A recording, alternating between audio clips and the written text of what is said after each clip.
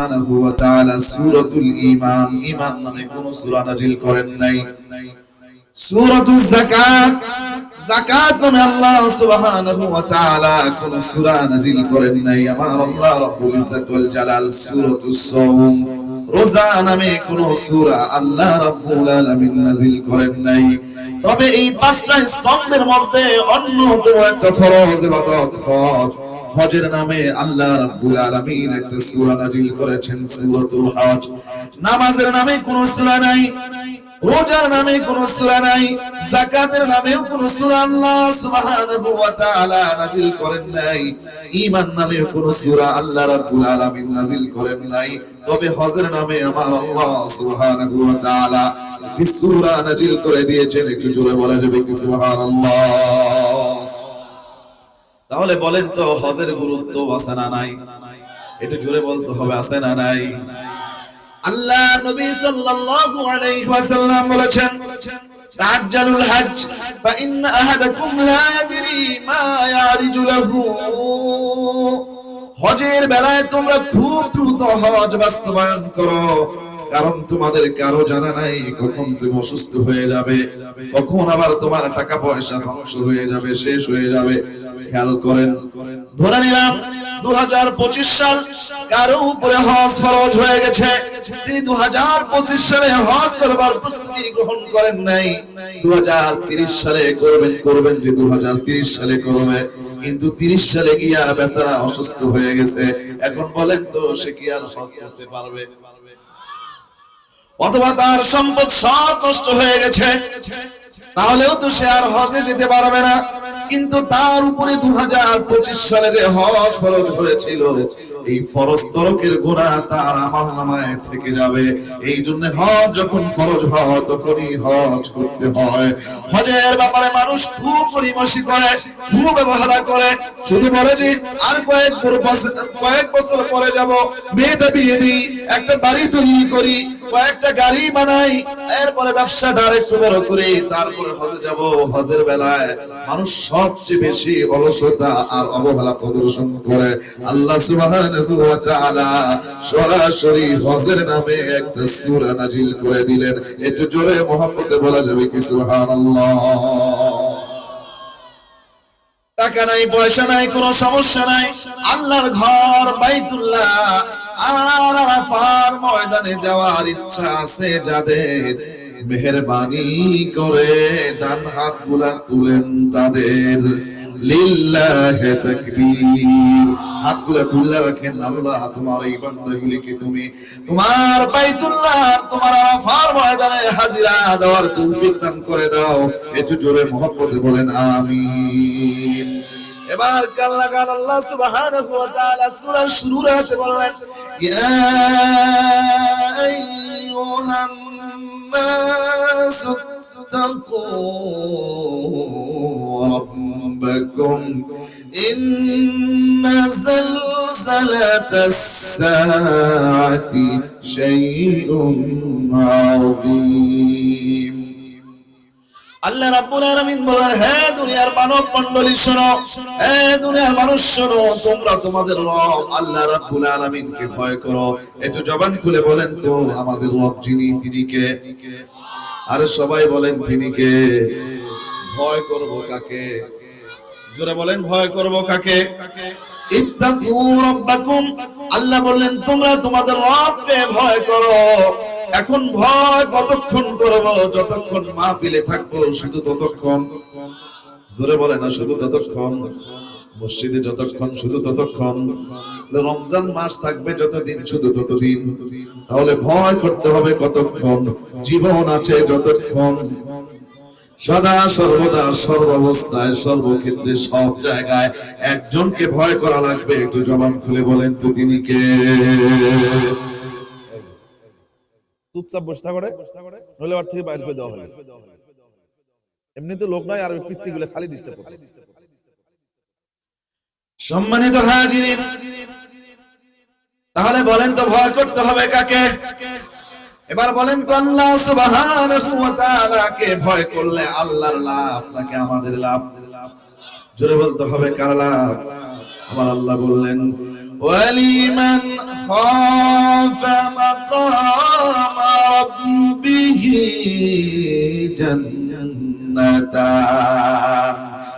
সুবহানাহু ওয়া তাআলা জানিয়ে দিলেন যে বান্দা আল্লাহ রাব্বুল আলামিনকে ভয় করবে, যে আল্লাহকে ভয় করে গুনাহ ছেড়ে দিবে, ওর জন্য আল্লাহ একটা জান্নাত নয় দুইটা জান্নাত আল্লাহ রাব্বুল আলামিন তার জন্য রেডি করে রেখে দিয়েছেন।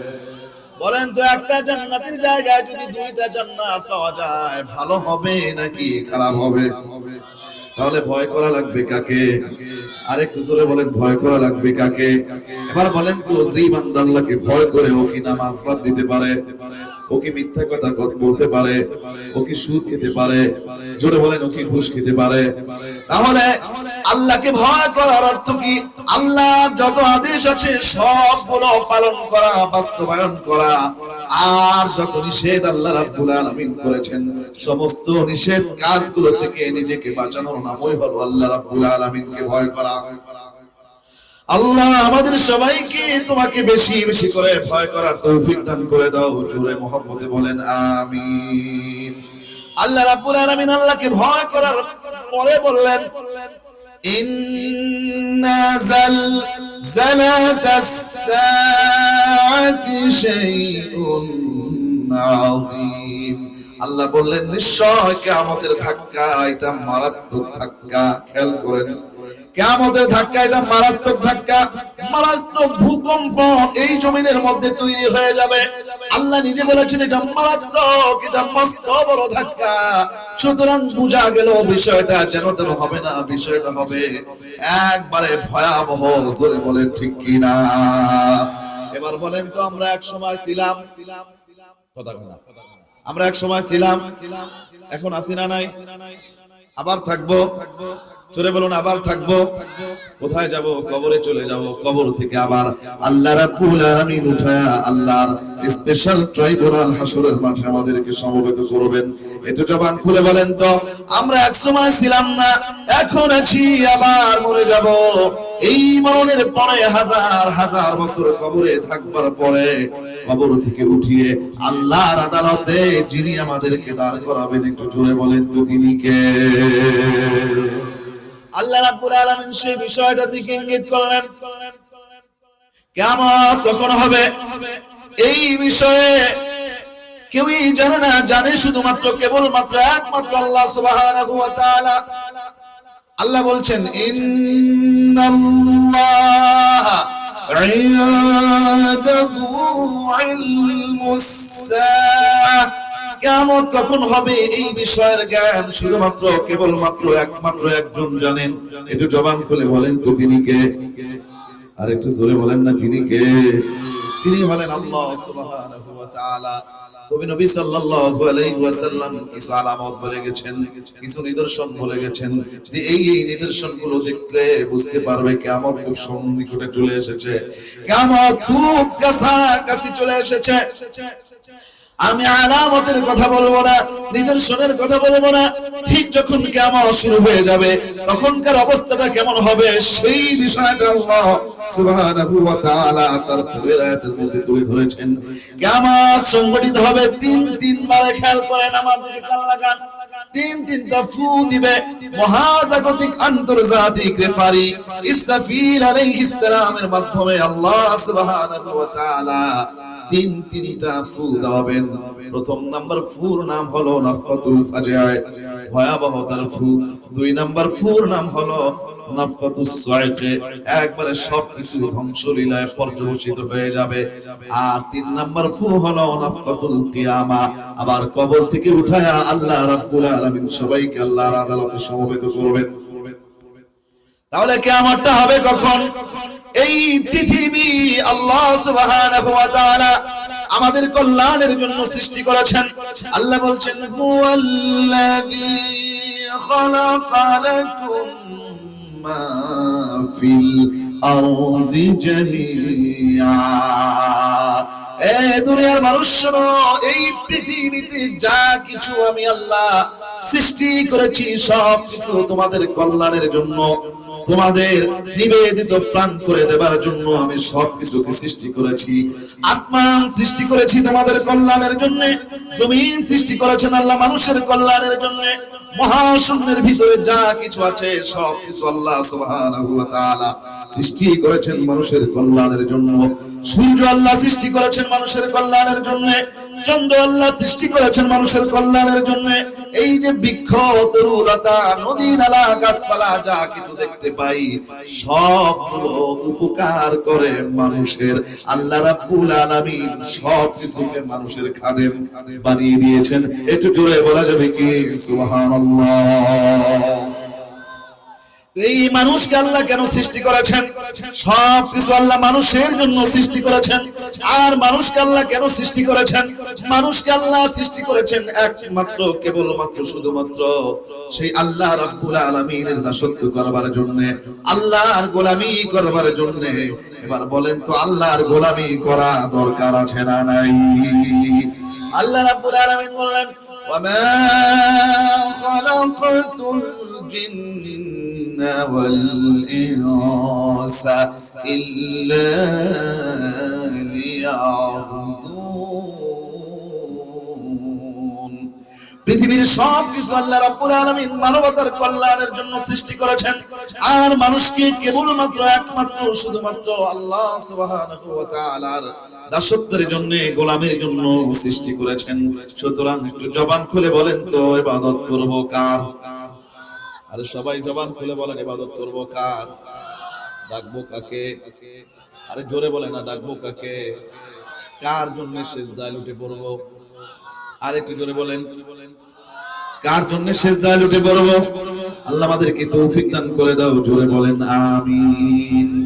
কিন্তু এই মানুষগুলো যখন সবাই আল্লাহ রাব্বুল আলামিনকে ভুলে যাবে, একজন মানুষও যখন আর আল্লাহকে আল্লাহ বলে ডাকবে না, কেউ যখন আর আল্লাহর জন্য সিজদায় লুটে পড়বে না, তখন আল্লাহ রাব্বুল আলামিন রাগান্বিত হয়ে যাবেন। আল্লাহ বলবেন এই পৃথিবী আমি যাদের জন্য সৃষ্টি করেছি, এই মানুষগুলো কেউ আর আমাকে আল্লাহ বলে ডাকে না, কেউ আর আমাকে সিজদা করে না। সুতরাং এই পৃথিবী রেখে আর কোনো লাভ হবে না। এই পৃথিবী এখন আমি ধ্বংস হইলায় পর্যবসিত করে দিব। তিনবার আল্লাহ সুবহানাহু ওয়া তাআলা মূল কিয়ামত ঘটাবেন। প্রথম হবে নাফখাতুল ফাজরি, ভয়াবহতার ফুঁ শুরু হয়ে যাবে। যখন কেউ আল্লাহকে আর আল্লাহ বলে ডাকবে না, আল্লাহ সুবহানাহু ওয়া তাআলা ইসরাফিল আলাইহিস সালামকে ডাক দিয়া বলবেন ইসরাফিল রে, আর এই পৃথিবী রাখবার কোনো দরকার নাই। এই পৃথিবী ধ্বংস করে দেবার জন্য তুমি তোমার ওই সিংহায় প্রথম ফুঁটা দিয়ে দাও। নাফখাতুল ফাজরি, ভয়াবহতার ফুঁটা তুমি এবার দিয়ে দাও।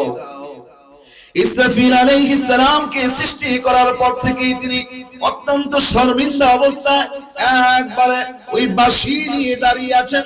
আল্লাহ বলতে দেরি হবে, তিনি বাঁশিতে ফু দিতে দেরি করবেন না। আল্লাহ যেই বলবেন ইসরাফিল তুমি ফু দিয়ে দাও, ইসরাফিল আলাইহিস সালাম সাথে সাথে প্রথম ফুটা দিয়ে দিবে। প্রথম ফু দেওয়ার পরে কি ঘটনা ঘটে যাবে, 2 নাম্বার ফুর পরে কি ঘটনা ঘটে যাবে, 3 নাম্বার ফুর পরে কি ঘটনা ঘটে যাবে, আমরা একটা একটা করে জানবার চেষ্টা করব ইনশাআল্লাহ। 1 নাম্বার ফু যখন শুরু হয়ে গেল, ইসরাফিল আলাইহিস সালাম যখন সিংহায় ফু দিয়ে দিলেন, তখন অবস্থা কি হবে আল্লাহ বললেন ইয়াউমা তারাউনাহা তাযহালু কুল্লু মুরদিআতিন আম্মা আরদাআত ওয়া তাদউ কুল্লু যাতি হামলিন হামলাহা ওয়া তারান নাসা সুকারা وما هم بسكارى ولكن عذاب الله شديد। একটু জোরে বলা যাবে কি আল্লাহু আকবার। প্রথম ফু যখন শুরু হয়ে গেছে, এই জমিন আর জমিন থাকবে না, মাত্র কম্পন শুরু হয়ে যাবে, জমিন এলোমেলো হয়ে যাবে, দুলতে থাকবে, সব কিছু নড়বড় হয়ে যাবে। আল্লাহ সুবহানাহু ওয়া তাআলা বললেন সেদিন কি হবে, যত প্রাণী গর্ভ ধারণকারী প্রাণী পৃথিবীতে যা থাকবে তাদের সবগুলো গর্ভ অটোমেটিক গর্ভপাত হয়ে যাবে। আর যে দুধের সন্তানের মা আছে, ওই মা তার সন্তানকে পর্যন্ত ভুলে যাবে। খেয়াল করেন, দুনিয়ায় যে সমস্ত মহিলা ছোট্ট ছোট্ট বাচ্চা আছে, ওই মারা যেখানে যায় ওই ছোট্ট বাচ্চাকে সঙ্গে নিয়ে যায়, ছোট্ট বাচ্চাকে রেখে মারা কোথাও যায় না। কিন্তু কিয়ামতের প্রথম ফুটা যখন শুরু হয়ে যাবে, ওই মা পর্যন্ত ভুলে যাবে যে আমার একটা দুধের সন্তান আছে, মা তার সন্তানের কথা পর্যন্ত ভুলে যাবে। আর মানুষ পাগলের মতো দৌড়াতে থাকবে, মাতালের মতো দৌড়াতে থাকবে। আল্লাহ বললেন ওয়া মা হুম বিসুকারা, এরা মাতালের মতো দৌড়ায়, অথচ এরা কেউ মদ খায় নাই, এরা কেউ গাঁজা খায় নাই, এরা কেউ ফেন্সিডিল খায় নাই, আফিম খায় নাই, হেরোইন খায় নাই, কেউ গাঁজা খায় নাই। তাহলে কি আল্লাহ বললেন ওয়ালাকিন্না আযাবাল্লাহি শাদীদ, আল্লাহ ধরা শুরু হয়ে গেছে, আল্লাহর শাস্তি বড় ভয়াবহ, বড় মারাত্মক শাস্তি শুরু হয়ে গেছে। খেয়াল করেন, এই অবস্থা চলতে থাকবে। প্রথম ফুটা দেওয়ার পরে আর কি কি ঘটবে খেয়াল করেন। আল্লাহ অন্য আয়াতের মধ্যে বললেন ফাকাইফা তাত্তাকুনা ইন কাফারতুম ইয়াওমান ইয়াজআলুল উইলদানা শিবা। দুনিয়ায় যত যুবক যুবতী আছে, প্রথম ফুটা দেওয়ার সাথে সাথে সব পুরাপুরি হয়ে যাবে। এই 18 বছরের একটা যুবক, কি তরতাজা হ্যান্ডসাম যুবক, কিন্তু সিংহা যখন প্রথম ফুটা ইসরাফিল দিবে, দেওয়ার সাথে সাথে 18 বছরের যুবক যুবতী বৃদ্ধ আর বৃদ্ধা হয়ে যাবে। সমস্ত চুলগুলো কিছুক্ষণ আগে ছিল কালো, সমস্ত চুল পেকে সাদা